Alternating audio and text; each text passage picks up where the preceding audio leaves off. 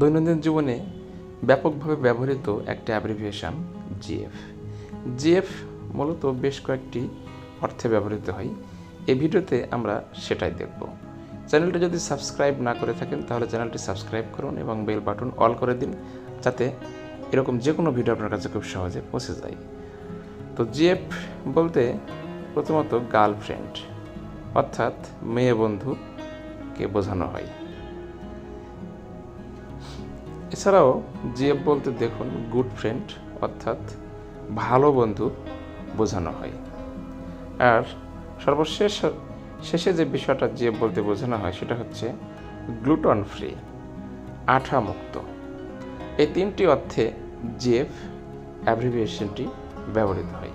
তো ভিউয়ার্স, আপনাদের মনে জেগে ওঠা যে কোনো ধরনের ওয়ার্ড বা অ্যাব্রিভিয়েশন বা ইংলিশ সংক্রান্ত যে কোনো বিষয় আপনারা কমেন্ট বক্সে উল্লেখ করলে সে বিষয়টি আমরা ভিডিওর মাধ্যমে আলোচনা করব। ভালো থাকবেন, সুস্থ থাকবেন, ধন্যবাদ।